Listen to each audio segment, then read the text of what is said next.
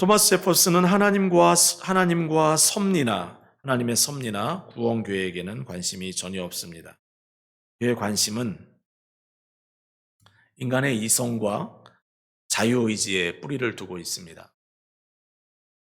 제퍼슨만 그런 게 아닙니다. 미국의 독립선언서와 헌법 작성에 중요한 역할을 했던 벤저민 프랭클린도 예수님을 구원자로 믿지 않습니다. 예수님의 신성과 구원, 성경의 절대 권위를 인정하지 않습니다.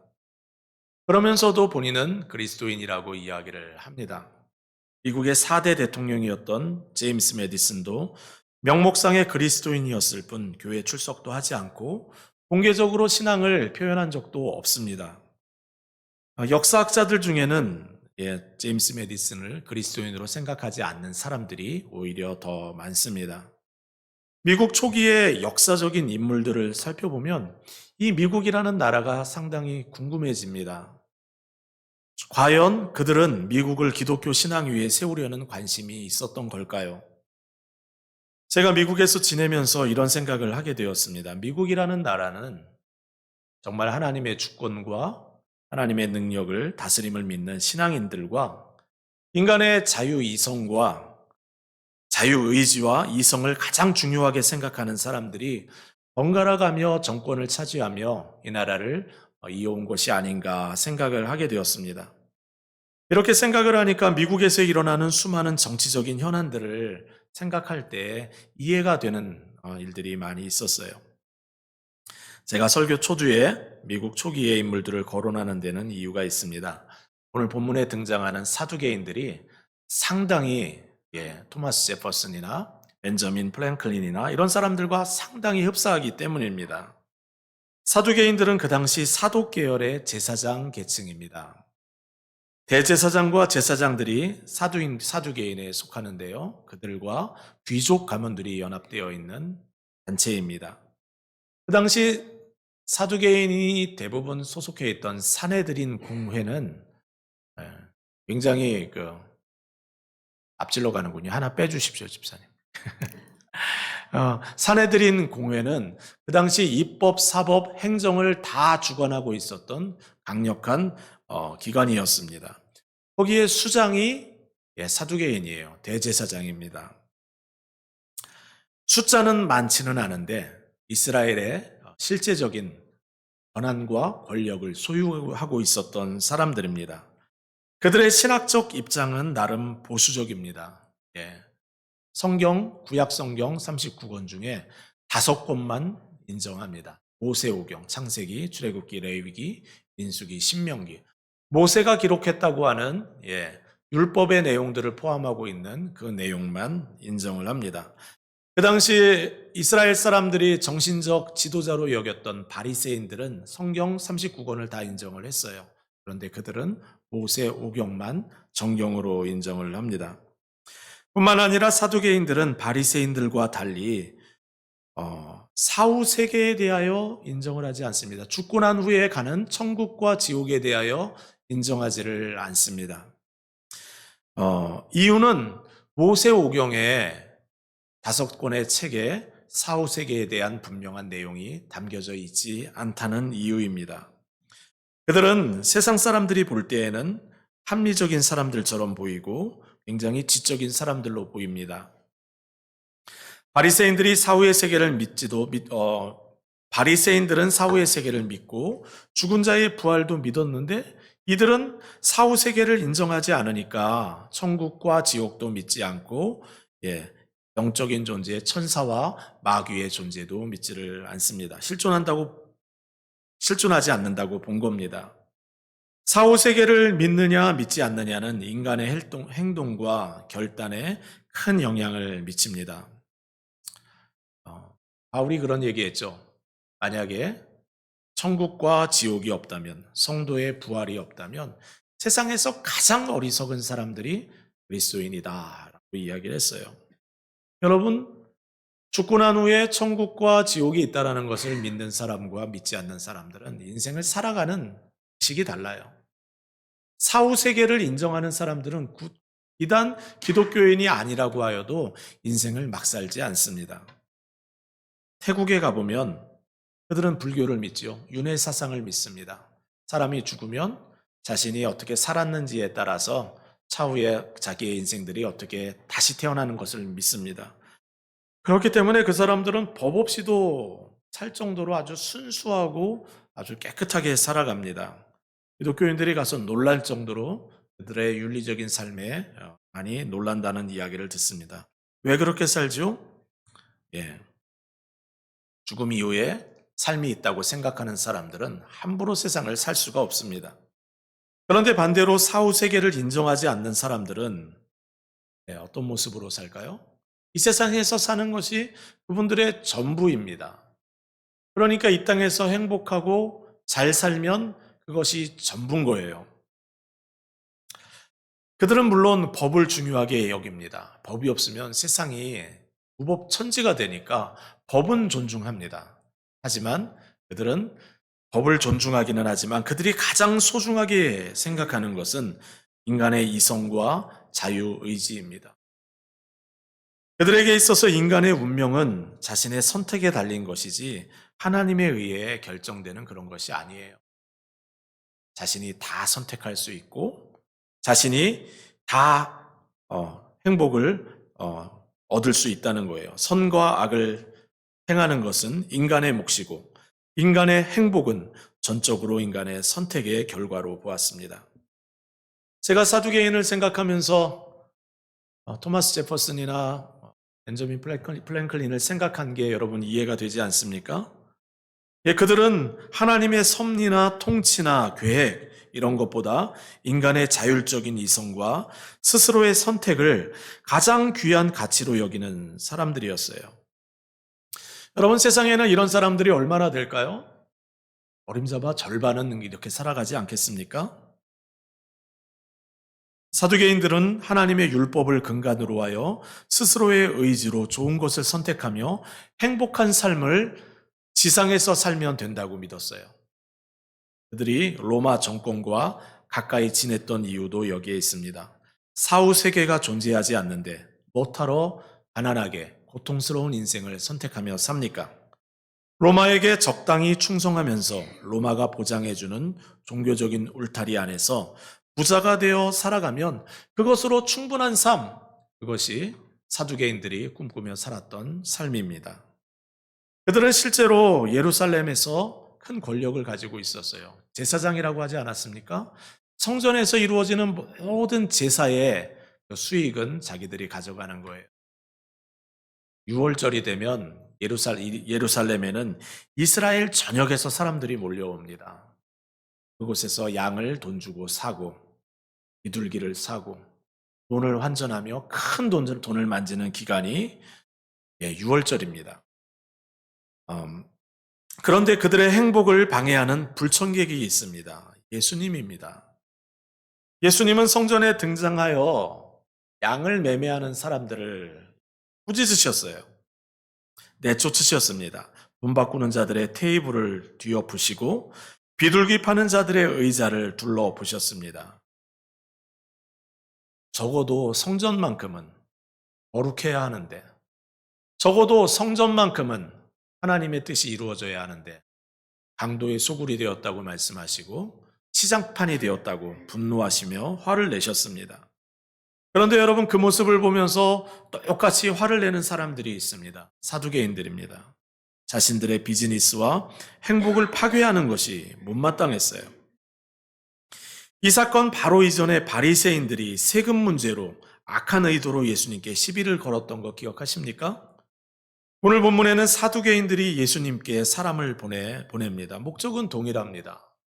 어려운 질문, 곤란에 처하는 질문을 던져서 예수님을 당황케 하고 예수님이 별 볼 일 없는 사람이라고 보여지게 하기 위함입니다. 빌미를 만들어 죽이려는 계획입니다. 첫 번째 대결은 세금을 이슈로 한 바리새인들과의 대결이었다면 두 번째 대결은 사두개인들과 사후세계를 이슈로 한 대결입니다. 여러분 이것도 예수님을 코너에 몰아넣으려고 한 그들의 계획이었는데 여러분 하나님의 아들이신 예수님이 코너에 몰릴 일이 있겠습니까? 전혀 그렇지 않아요. 오히려 당황하는 것은 사두개인의 몫입니다. 어, 사두개인들은 예수님께서 죽으시고 부활하신다는 이야기를 하고 다닌다는 이야기를 알고 있었어요. 그래서 예수님의 죽으면 부활한다는 부활 신앙을 문제 삼기 위하여 한 가지 고안한 것이 형사 취소원입니다. 형이 만약에 죽으면 남동생이 형수를 취하여 형의 재산과 그 가문의 전통을 이어가는 제도입니다. 형의 이름과 기억을 보존하고 형의 상속을 가게가 그대로 계보안에서 유지할 수 있도록 만들어낸 관습입니다. 여러분, 형사 취소는 일부 다처제나 첩제도처럼 한 남자가 여러 아내를 두도록 하거나 성적인 문란을 조장하기 위하여 만든 제도가 아닙니다. 유대인들이 이방인들이랑 섞이지 않도록 하는 제도이고 가문의 명예와 재산을 보호하기 위하여 만든 제도입니다. 사두개인들은 이 이야기로 예수님을 코너에 몰아넣을 수 있다고 생각을 했습니다. 예수님이 강조하는 부활이라는 개념을 무용지물로 만들 수도 있겠다 생각을 한 거예요. 여러분, 그 당시 사람들은 어떻게 사후세계를 생각했을까요? 바리새인들은 사후세계를 믿었는데 그들은 어떻게 사후세계를 믿고 있었을까요? 그들은 사후세계가 천국이 이 땅과 연결되어 있다고 보았습니다. 이 땅에서 살면서 부부가 관계를 하다 보면 어려운 일들이 많잖아요. 결혼하면 행복할 줄 알았는데 행복하지 않은 거예요. 그러면 천국에 가면 거기는 행복할 거라고 믿는 겁니다. 이 땅에서는 돈이 없어서 어려움이 많았는데 천국에 가면 모든 것이 채워지니까 어려움이 없을 거라고 믿는 거예요. 그들이 가지고 있었던 천국에 대한 개념은 다 지상과 연관이 있었습니다. 사두개인들의 질문은 이거예요.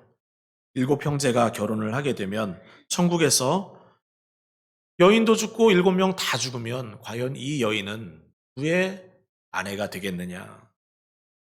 이 질문은 이 세상에서 그렇게 살다가 천국에 가면 오히려 그게 어떻게 천국이 되겠느냐? 7명이나 남편이 있는 그 환경이 어떻게 천국이 되겠냐는 거죠. 완벽한 덫을 만들어 놨다고 자부하면서 겸손을 가장하여 완악한 질문을 던지는 그들의 모습이 보입니다. 주님은 그들에게 말씀하십니다. 답변하십니다. 24절 말씀인데요. 너희가 성경도 하나님의 능력도 알지 못함으로 오해했다. 성경도 너희는 잘 모른다. 하나님의 능력도 너희는 잘 모른다.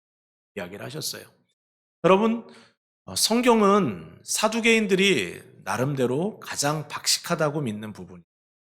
모세오경에 대해서는 그들은 완전히 안다고 생각하는 사람들이었어요. 그런데 하나님은, 예수님은 그들에게 너희들은 성경을 모른다. 여러분, 능력을 오해했다고 했는데요. 여러분, 능력이라는 단어는 사두개인들이 가장 좋아하는 언어 중에 하나입니다. 사내들인의 권력을 가지고 있었던 사람들이에요. 힘이 무엇인지를 알고 힘을 사용하던 사람들입니다. 그런데 너희들은 성경도 모르고 하나님의 권세도 모른다라고 예수님이 말씀을 하셨어요. 여러분, 그 얘기를 들을 때 그들 마음이 불편하지 않았겠어요? 이런 이야기와 같습니다. 월스트리트는 금융을 전혀 모른다. 여러분, 이게 말이 됩니까? 월스트리트이 금융의 중심인데 어떻게 그들이 금융을 모른다고 말할 수가 있겠어요? 예수님은 너희가 가장 잘 안다고 여기는 영역에서 너희는 아는 것이 가장 없다라고 말씀하신 거예요.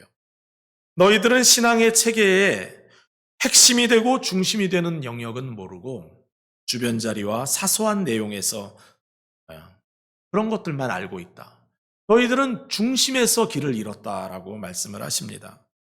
예수님의 말씀에 따르면 부활 이후의 삶은 단순히 땅 위에서 삶이 연장되는 것은 아니라고 말씀하십니다. 하나님 나라에서는 장가 가는 일도 없고 시집 가는 일도 없다고 하십니다. 완전히 새로운 차원의 삶이 펼쳐진다고 합니다.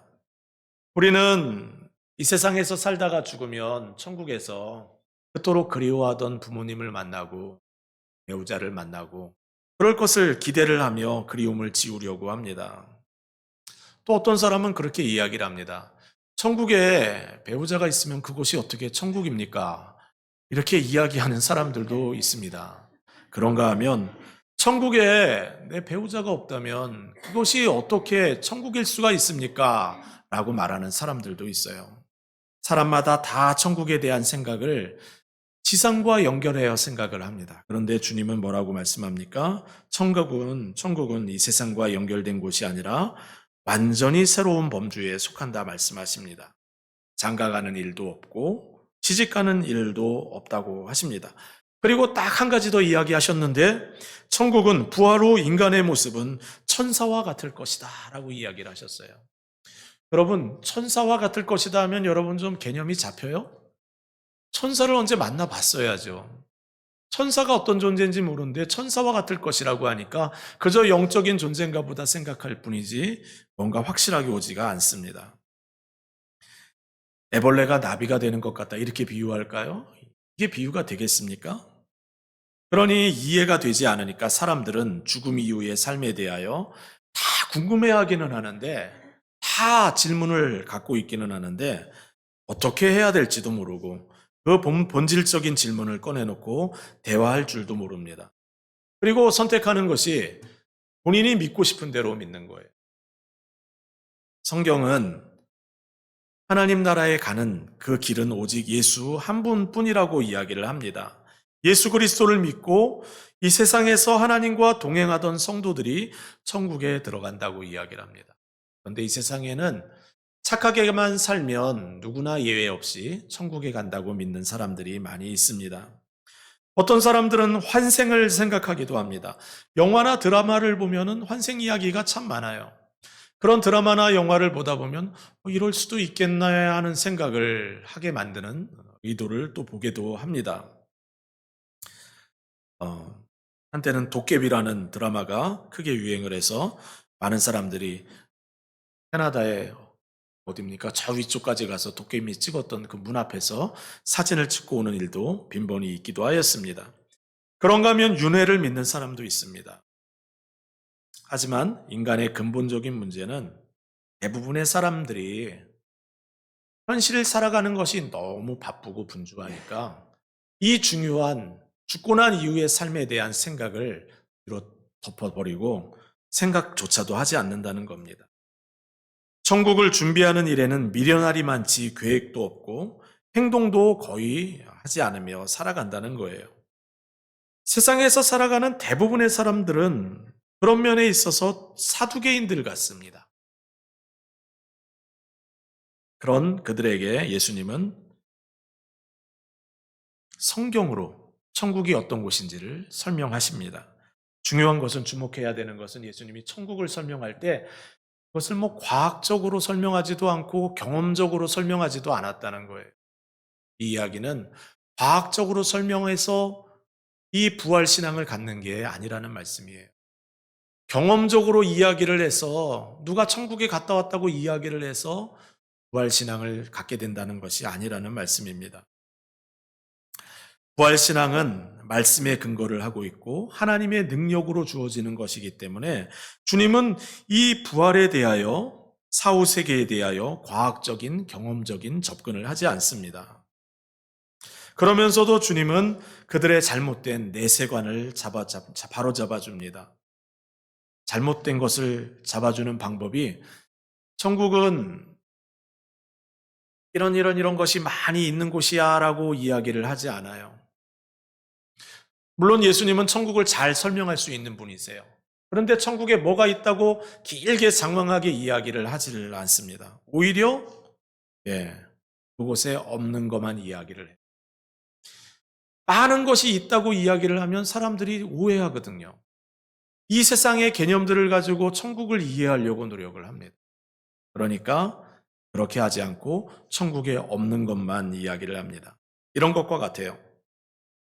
평생 북극의 툰드라에서 지역에서 고립되어 살아온 사람에게 열대 해변에 대한 것을 설명한다고 한번 생각을 해보시기 바랍니다. 추운 지역에서 사는 거예요. 맨날 만나는 게 곰입니다, 곰. 그리고 빙하이고,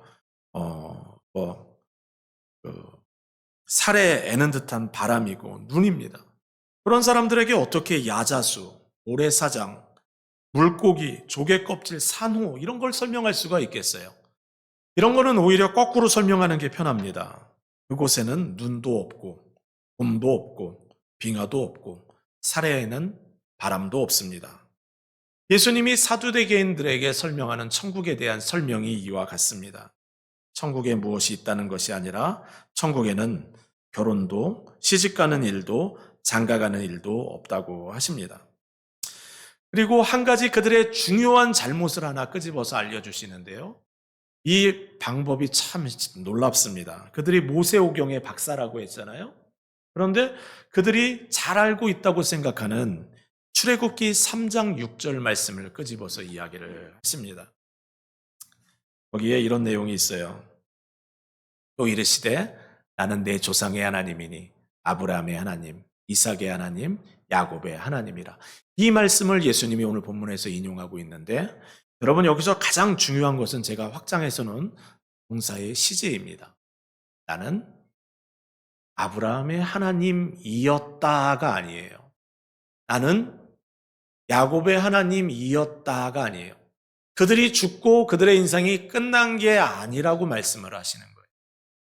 예수님은 지금 하나님이 지금 아브라함과 이삭과 야곱이 천국에서 하나님과 함께 있는 것을 전제로 이야기를 하고 계신 거예요.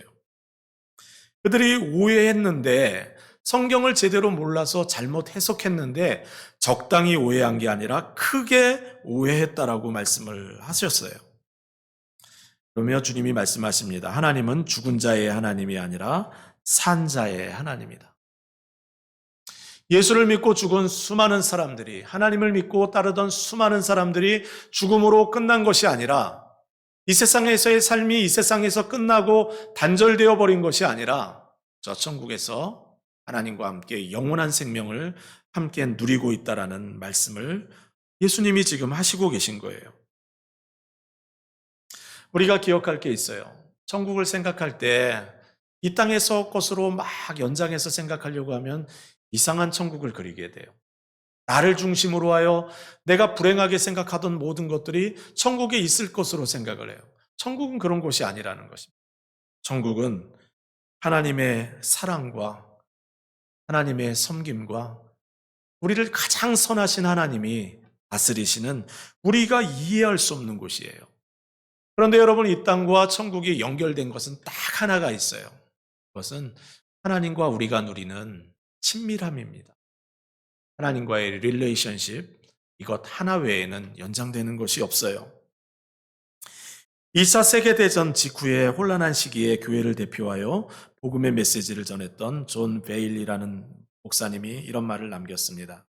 만약 한 사람이, 한 개인이 하나님과 교제할 수 있다면 그는 반드시 하나님께 소중한 존재일 것이다.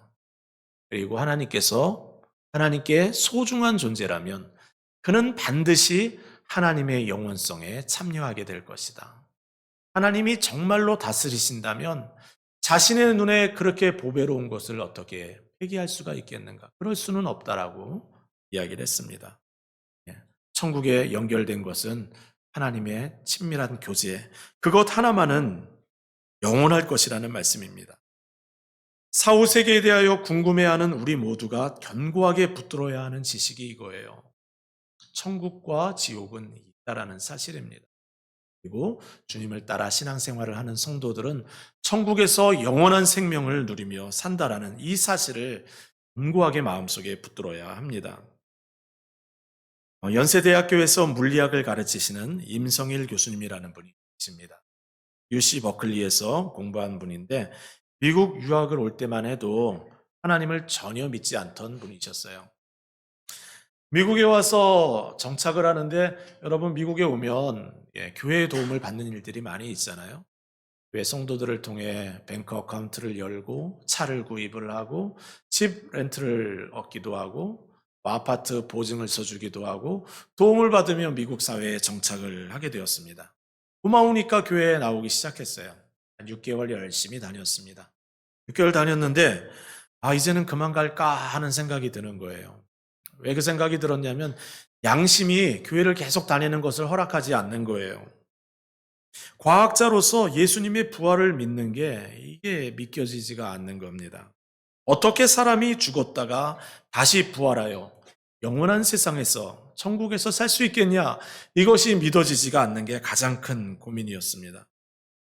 교수님 학자가 아닙니까? 도서관에 가서 책들을 펼쳐놓고 살펴보기 시작합니다. 어, 책들을 읽던 중에 프랭크 모리슨이라고 쓴 저널리스트가 쓴 누가 돌을 옮겼는가라는 책을 읽게 되는데요. 이분은 예수님의 부활을 부인하기 위해서 연구를 시작한 거예요. 학자들을 만나고 역사가들을 만나고 책들을 뒤져보면서 예수님의 살아계심과 그분의 부활하신 이야기들이 허구다라는 것을 밝히기 위하여 책을 쓰기 시작했는데 결국 조사해 보니까 예수님은 확실히 부활하셨다 이렇게 결론을 낸 책이었습니다. 역사적으로 예수의 부활에 대한 증거를 찾아보면서 교수님은 과학적으로 받아들이기 힘든 부활의 사건이 실제로 2000년 전에 일어났구나 하는 결론에 이르게 됩니다. 그렇다고 해서 이 실제로 일어난 불가능한 일이 실제로 일어났는데 이 일이 도대체 나랑은 무슨 상관이 있는 거냐? 내가 왜 예수님이 필요한가? 왜 나는 믿음으로 살아야 하는가에 대한 답을 찾지 못하고 여전히 교회에 대하여 갸우뚱하고 있는 상황이었습니다. 그러던 중에 교수님은 아내랑 심하게 다퉜어요. 그래도 남편 하나 믿고 미국까지 와서 뒷바라지하며 고생하는 아내인데 그 아내한테 그냥 화를 쏟아붓고는 마음이 괴로워서 그냥 학교로 담배 하나 피고 올라가가지고 평소에 가던 도서관에 가서 그래도 하나님이 어떤 분인지 찾기 위하여 봤던 성경책을 딱 폈는데 하나님께서 내적으로 그냥 큰 음성으로 그에게 찾아오셨습니다. 음, 너의 실체를 이제 알겠냐? 내 아내에게 행동하는 그 수치스러운 모습을 보여주시면서 너의 실체를 내가 아직 알겠냐? 너에게 정말 필요한 사람은 나란다. 하나님이 필요하단다. 라고 찾아오셨다는 거예요. 여러분, 실제로 그렇습니다. 이 세상 살아가는 데 있어서 사람은 다 어떤 면에 있어서 괴물과도 같아요. 우리 안에 죄성이 있고 연약함이 있어서 우리는 정말 주님의 은혜가 필요합니다. 그날 교수님은 자신이 얼마나 심각한 죄인인지를 깨닫고 하나님 앞에 엎드려 기도해야 합니다. 아내에게 찾아가 용서를 구해요. 그리고 그날로 담배를 끊었습니다. 그날로 친구들 찾아가서 예수 믿으라고 전도하기 시작했다고 고백을 해요. 교수님이 한 말이 기억에 남는 구절이 있어서 제가 적어봤는데요. 이렇게 적혀 있습니다. 과학이라는 그 일천한 지식, 그걸 가지고 살아계신 하나님을 이렇게 재단한다는 것은 말도 안 되는 이야기입니다. 제 주위에는 많은 과학자들이 예수를 주로 모시고 살아가고 있습니다. 제가 알기로 과학자들의 50% 정도는 종교적인 신념을 갖고 있다고 보고 있습니다. 예, 과학이 신앙과 배치되지 않는다는 고백이에요. 오히려 신앙이 그것을 초월한다는 고백입니다.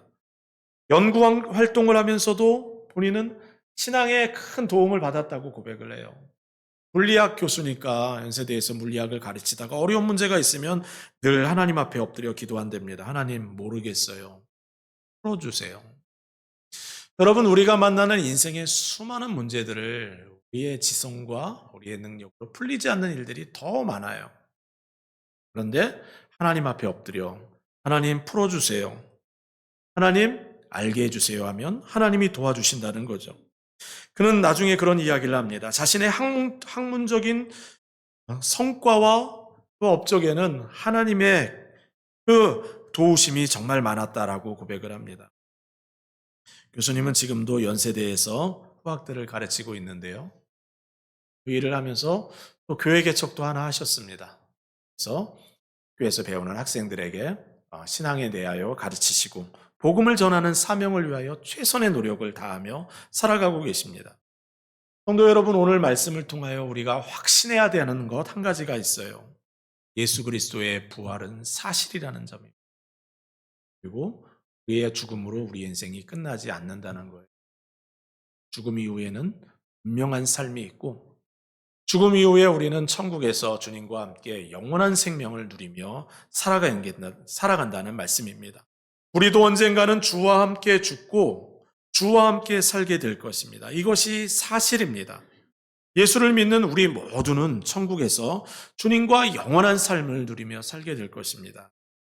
이 사실을 마음에 굳건히 믿으면서 하늘 소망 가지고 살아가시는 저와 여러분 되시기를 주의 이름으로 부탁드립니다. 우리 함께 찬양하겠습니다. 찬송가 492장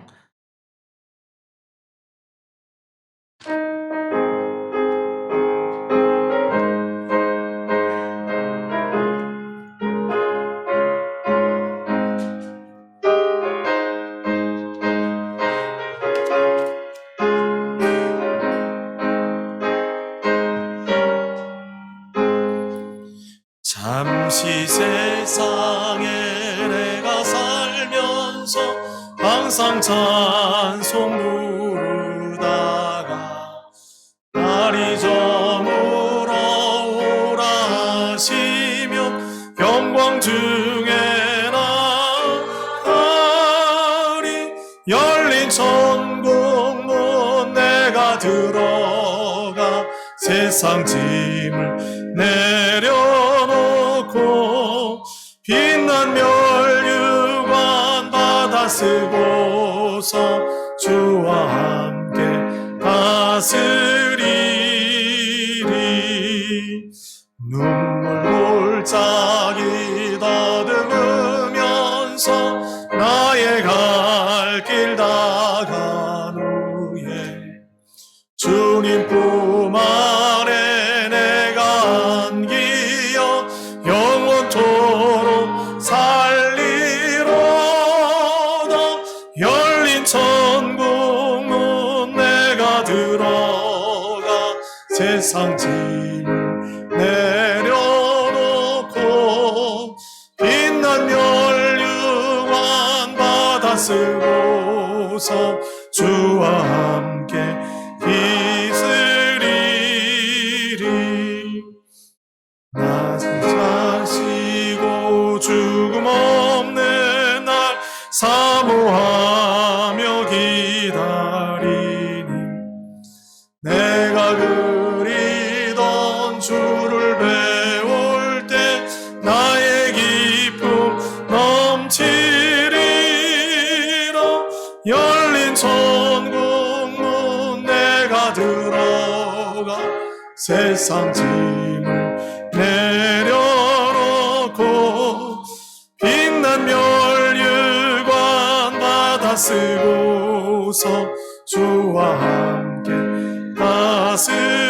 다스리리 우리 말씀 생각하며 함께 기도하겠습니다. 천국과 지옥은 분명히 존재합니다.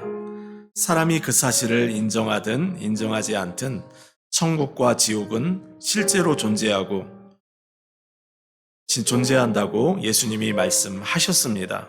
아브라함과 이삭과 야곱을 비롯하여 주를 믿고 따르던 수많은 성도들이 지금 천국에 있습니다. 하나님은 죽은 자의 하나님이 아니요 산자의 하나님이시며 지금 그들과 함께 천국에 계십니다. 그들은 천국에서 하나님과 함께 영원한 생명을 누리고 있습니다. 그 천국은 예수님께서 자신의 죄를 위하여 십자가에서 죽으셨다는 사실을 믿는 성도들, 예수님께서 죽음으로 자신의 모든 죄값을 완전하게 지불하셨음을 믿는 성도들이 가는 곳입니다. 이 세상을 살아가면서 자기를 부인하고 자기 십자가를 지고 주님을 따라 섬김의 삶을 살아가는 성도들이 가는 곳입니다. 성도는 그 하나님 나라를 바라보며 삽니다. 그 영원한 하나님이 다스리는 천국을 소망하며 죄가 뿜어내는 이 세상의 모든 고통과 눈물과 슬픔과 괴로움을 넉넉히 이겨냅니다. 주여, 우리의 시선이 하늘을 향하게 하옵소서. 영원한 하나님 나라에서 영생을 누리며 살아가는 것이 우리의 진정한 기쁨이 되게 하옵소서. 우리 말씀 생각하며 함께 기도하겠습니다. 사랑과 은혜 많으신 아버지 하나님, 하나님의 은혜를 구합니다. 하나님의 도움을 구합니다. 아버지 하나님,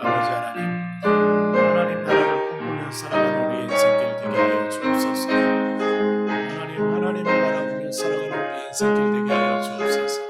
하나님의 은혜를 기억하며 살아가는 우리 인생 되게 하여 주옵소서. 아버지 하나님 도와주시고, 아버지 하나님 우리가 아버지 하나님 이 땅을 살아가는 동안에 천국의 소망을 가지고 하나님 나라를 꿈꾸며 살아가는 우리 인생 되게 하여 주옵소서.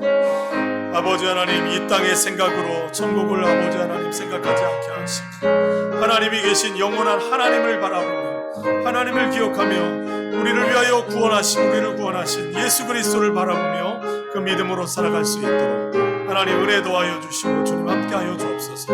주님 주의 은혜와 긍휼을 구합니다. 하나님 믿음으로 살아가게 하여 주시고 주님 붙들어 주시옵소서. 주님 함께하여 주시옵소서. 예수님의 이름으로 기도드립니다. 아멘.